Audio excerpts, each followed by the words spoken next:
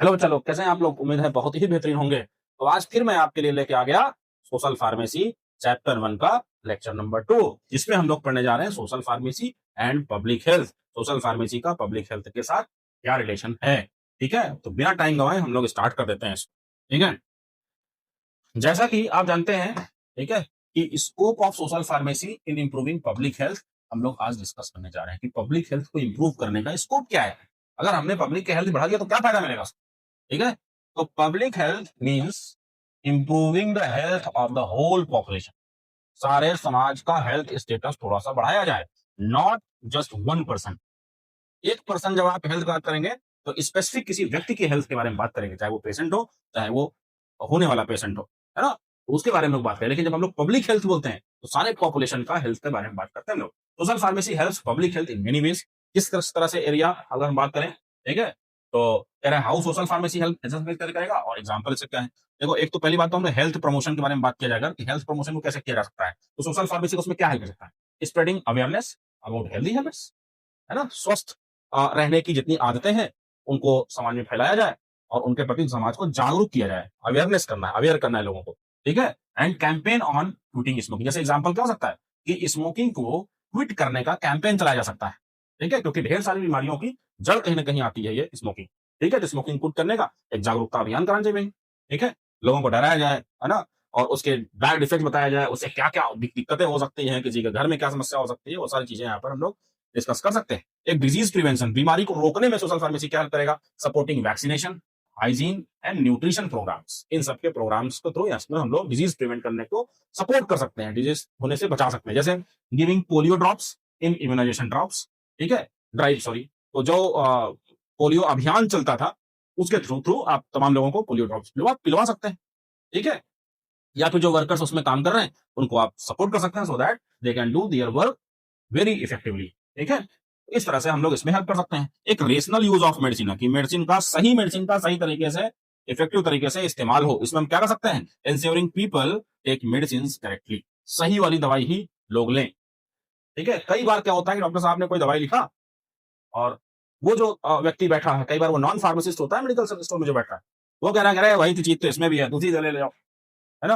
अगर आपने ले लिया तो डॉक्टर साहब की कोई जिम्मेदारी नहीं भाई, क्योंकि हो सकता है कुछ उसमें और भी सॉल्ट मिला हो, कुछ और बात हो उसमें, और वो आपको नुकसान कर जाएगी, तो इसकी जिम्मेदारी डॉक्टर साहब नहीं लेंगे, उसके लिए पेशेंट जिम्मेदार हो जाएगा। तो ये हमारा रोल है कहीं ना कहीं कि सही से पेशेंट सही दवाई ले, सही तरीके से ले। ठीक है, जैसे एंटीबायोटिक्स कोर्स को पेशेंट को बताना चाहिए कि भैया एंटीबायोटिक का पूरा कोर्स होता है। अगर वो 3 दिन की दवाई दी गई है तो आप ठीक हो जाए भले उसके पहले।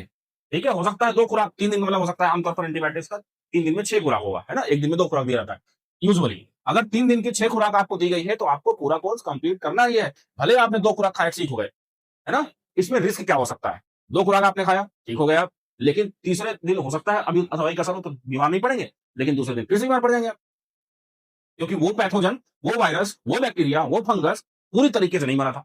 वो मरना तैयार हुआ था शरीर के अंदर, लेकिन आपने दवाई बंद कर दिया, कोर्स कंप्लीट नहीं किया। तो हमेशा दवाई का कोर्स कंप्लीट करना चाहिए। ठीक है, एंटीबायोटिक्स के साथ ये खास करके है। आपको नॉर्मल फीवर हो जाए, आपने पैरासिटामोल खा लिया, ठीक हो गया, कोई बात नहीं, बात भूल जाओ। ठीक है, लेकिन एंटीबायोटिक्स का कोर्स पूरा करना चाहिए। एक फार्माको विजिलेंस है ये एरिया है। इसमें हम लोग क्या कर सकते हैं? देखो, हार्मफुल इफेक्ट मेडिसिन के जितने भी होते हैं उसको पता लगाना और रिपोर्ट करना, ये हम लोग कर सकते हैं फार्माको विजिलेंस वाले एरिया में। कैसे? जैसे reporting allergic reactions to a drug, किसी ड्रग के साथ किसको एलर्जी है वो रिपोर्ट करिए। ठीक है, तो उस तरह से क्या होगा, आगे जब उस पेशेंट को उस दवाई को दिया जाएगा तो ये ध्यान रखा जाएगा ये वो दवाई ना दिया जाए, उसके एलर्जी है, उसका कोई अल्टरनेट उनको दिया जाए। ठीक है, एक कम्युनिटी बेस्ड रिसर्च है जिसमें ऐसा रिसर्च जिसमें कम्युनिटी का इस्तेमाल करते हैं। हम लोग क्या कर सकते हैं? Studying health problems in an area, किसी स्पेसिफिक एरिया में वहीं के लोग उस एक स्पेसिफिक तरह की बीमारी से ज्यादा बीमार पड़ते हैं, क्यों ऐसा ऐसा क्या है वहां पर आसपास। ठीक है, उन चीजों को स्टडी करना। जैसे हम लोग कर सकते हैं सर्वे on diabetes cases in city, किसी सिटी में डायबिटीज के लोग कितने ज्यादा क्यों हैं। अगर आसपास के सिटीज में उतने केसेस नहीं मिल रहे हैं और एक स्पेसिफिक सिटी में ज्यादा है, इसका मतलब कि वहां का खान पान हो सकता है ज्यादा सुगरी टाइप का हो, है ना, शुगर का कंजप्शन ज्यादा हो वहां पर। तो इन सब चीजों को सर्वे कर सकते हैं आप, रिसर्च कर सकते हैं। हेल्थ पॉलिसी सपोर्ट में क्या कर सकते हैं आप? Helping to implement government health plans, government के जितने भी हेल्थ प्लान्स हैं उनको इंप्लीमेंट किया जाए, उसमें इंप्लीमेंटेशन में आप हेल्प कर सकते हैं। जैसे कि सप्लाइंग मेडिसिन और टीबी प्रोग्राम, टीबी का इरेडिकेशन प्रोग्राम गवर्नमेंट चलाती थी। ठीक है, पोलियो की वैक्सीनेशन कराते, तो उसमें भी मेडिसिन की सप्लाई सही सही होती है। टीबी के बारे में आपको मालूम होगा कि उसकी सारी डोजेस प्रॉपर तरीके से चलनी चाहिए। इफ वन डोज भी मिस हो गई तो क्या हो जाएगा, पूरा कोर्स फिर से डे 1 से स्टार्ट करना पड़ेगा ना। इसलिए टीबी के प्रोग्राम में आप हेल्प कर सकते हैं, क्योंकि गवर्नमेंट का भी फालतू खर्चा उसमें ज्यादा चला जाता है। ठीक है क्या? तो आपको समझ में आ रहा होगा चीजें। ठीक है, देखो क्या लिखा है, social pharmacy makes medicine safer, ठीक है, health care more accessible and people more inform. तो सोशल फार्मेसी क्या करती है, किसी मेडिसिन को सेफर बना सकती है, हेल्थ केयर सिस्टम को मोर एक्सेसिबल बना सकती है, ज्यादा से ज्यादा लोगों तक हेल्थ केयर सिस्टम पहुंचे, और पीपल को ज्यादा जानकार बना सकती है सोशल फार्मेसी। ठीक है, तो these are the scope of social pharmacy. ठीक है, आगे हम लोग बात करें कि role of pharmacist in public health. Public health में फार्मासिस्ट का रोल क्या है। ठीक है, वैसे तो बहुत सारे लोग इसमें काम करते हैं, ठीक है, लेकिन एक फार्मासिस्ट का रोल क्या है पब्लिक हेल्थ में, इसको हम लोग थोड़ा सा जान लेते हैं। ठीक है, देखो लिखा ना, फार्मासिस्ट आर हेल्थ प्रोफेशनल्स, स्वास्थ्य कर्मचारी जिसको बोलते हैं, who play a direct role in keeping the community healthy. किसी समाज को हेल्दी रखने के लिए फार्मासिस्ट का रोल डायरेक्ट है एकदम से। Their duties go beyond giving medicine. हमारा जो कर्तव्य है वो सिर्फ दवाई दे देने भर से नहीं है, उसके बहुत आगे की बात है। ठीक है, they work as educators, advisers and community helpers. ठीक है, तो हम लोग एजुकेटर्स की तरह भी एजुकेट कर सकते हैं, लोगों को एडवाइस दे सकते हैं, और कम्युनिटी हेल्पर्स है, कम्युनिटी को हेल्प कर सकते हैं कि सोशल स्टेटस या अपने हेल्थ स्टेटस को किस तरह से ऊपर उठाया जाए। ठीक है, क्या समझ में आ रहा होगा, आसान भाषा में एकदम सब चीजें हैं। Role of pharmacist public health में ये रहा।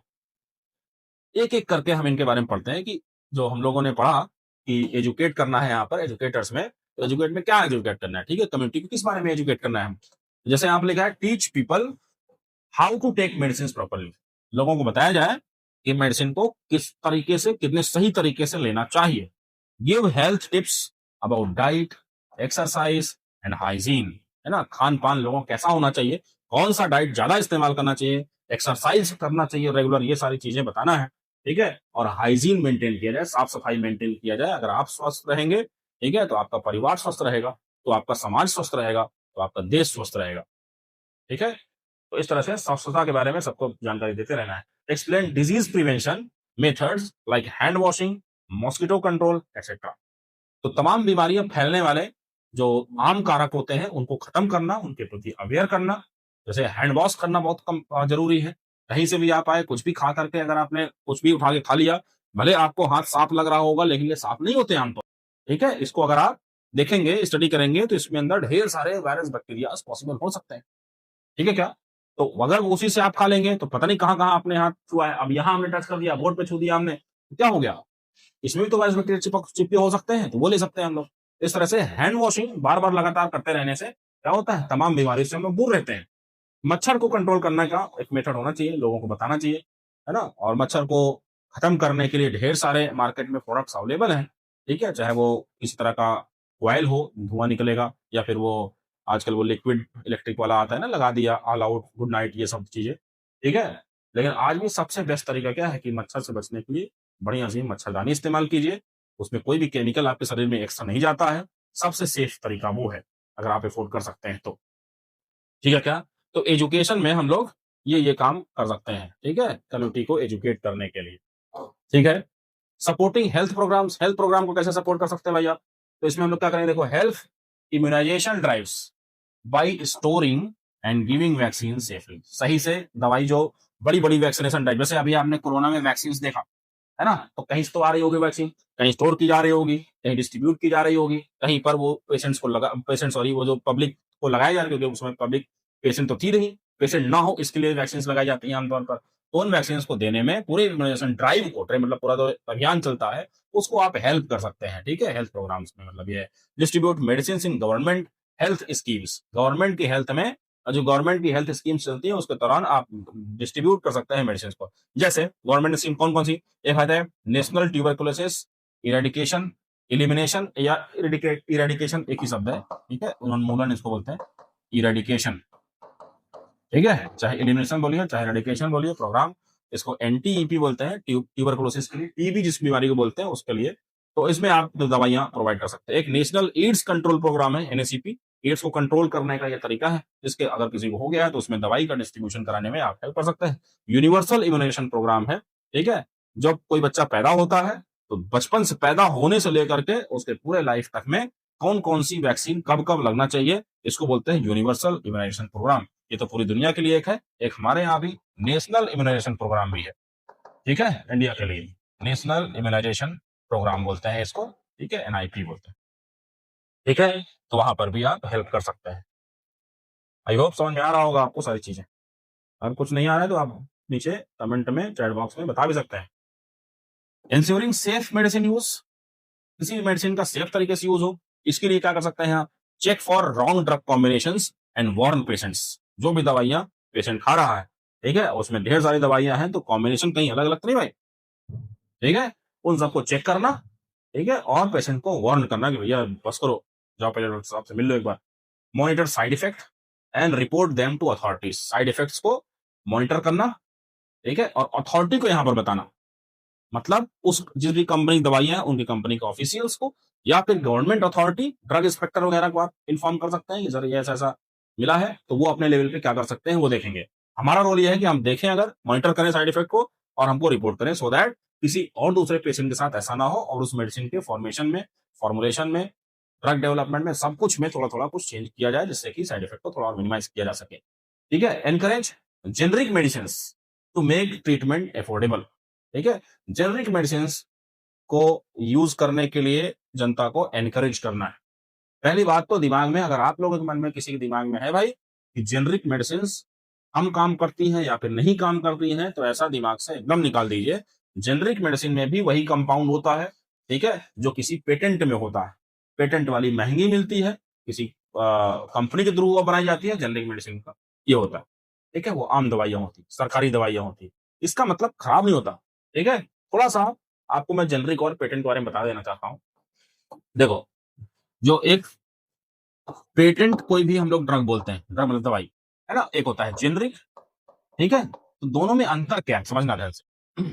आमतौर पर पेटेंट ड्रग्स कौन सी होती हैं, जो कि किसी बड़ी कंपनी के पास जो R&D की टीम होती है, रिसर्च एंड डेवलपमेंट की टीम होती है, वो रिसर्च करके नई ड्रग एक बनाती है मार्केट में, है ना। मान लो कोई दवाई बना दिया गया, अब ये स्पेसिफिक किसी बीमारी में काम करेगी।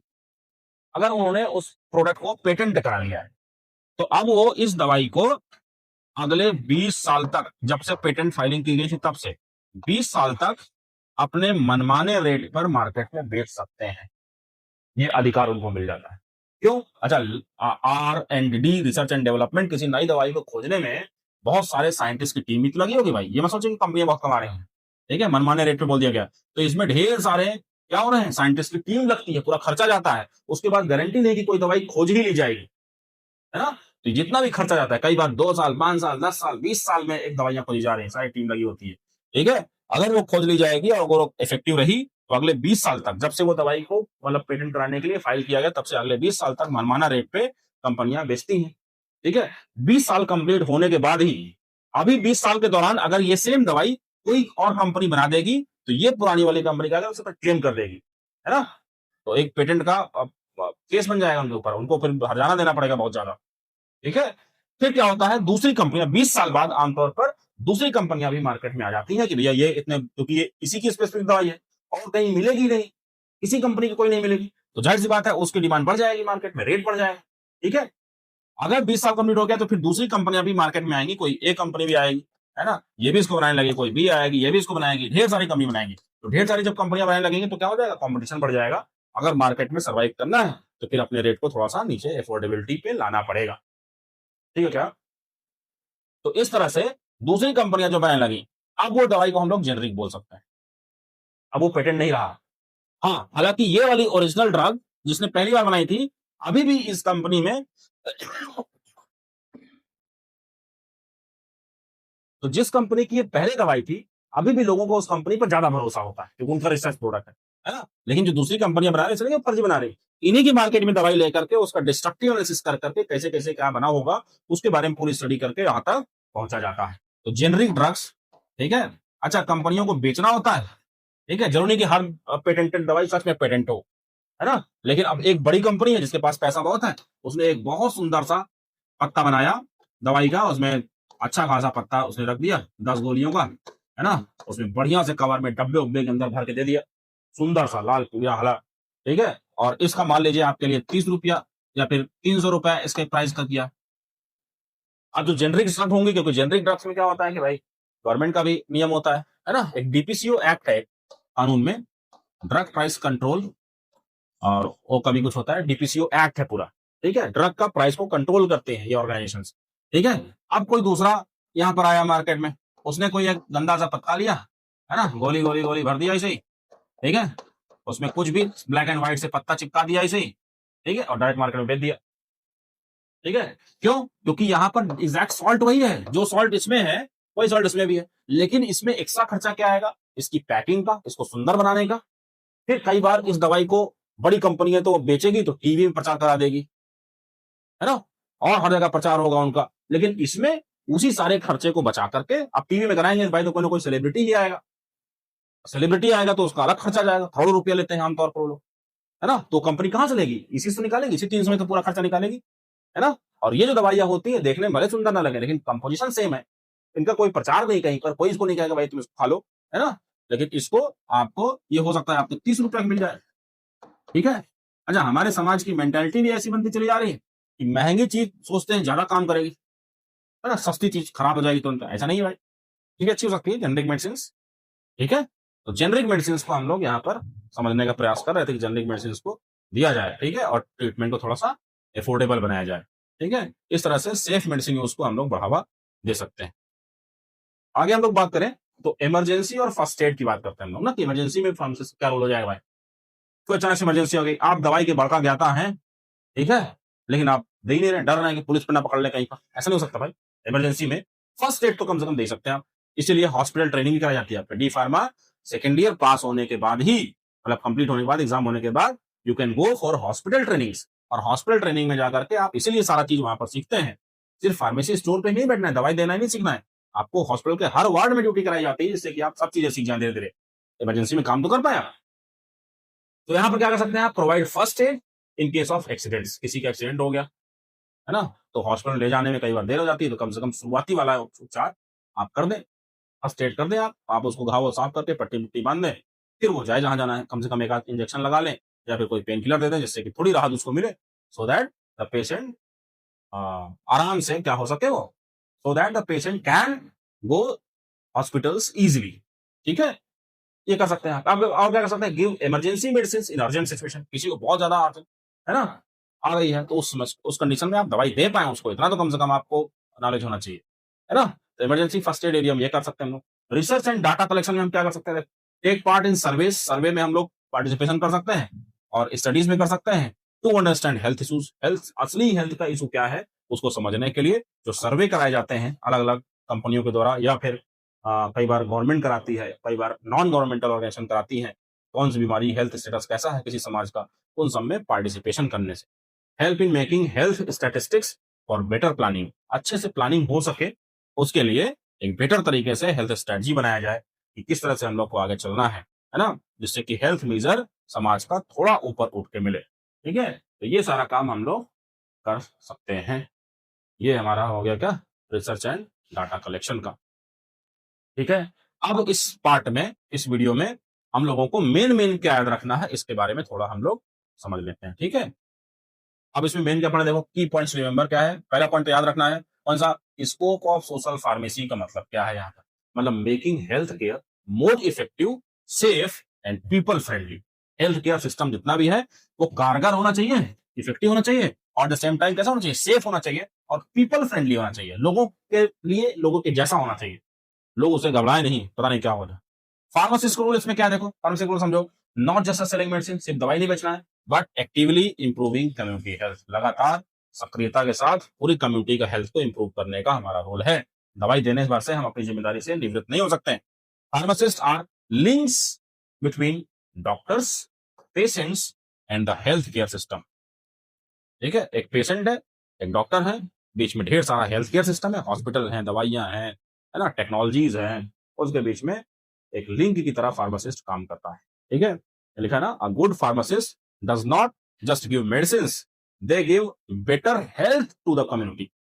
एक अच्छा फार्मासिस्ट जो है वो सिर्फ दवाइयां नहीं देता पेशेंट, पूरे समाज को एक अच्छा स्वास्थ्य भी देता है दवाई देने के साथ साथ, ठीक है। तो ये चीजें आपको याद रखनी चाहिए। ठीक है, तो इसी के साथ इस टॉपिक को हम लोगों ने कंप्लीट किया है।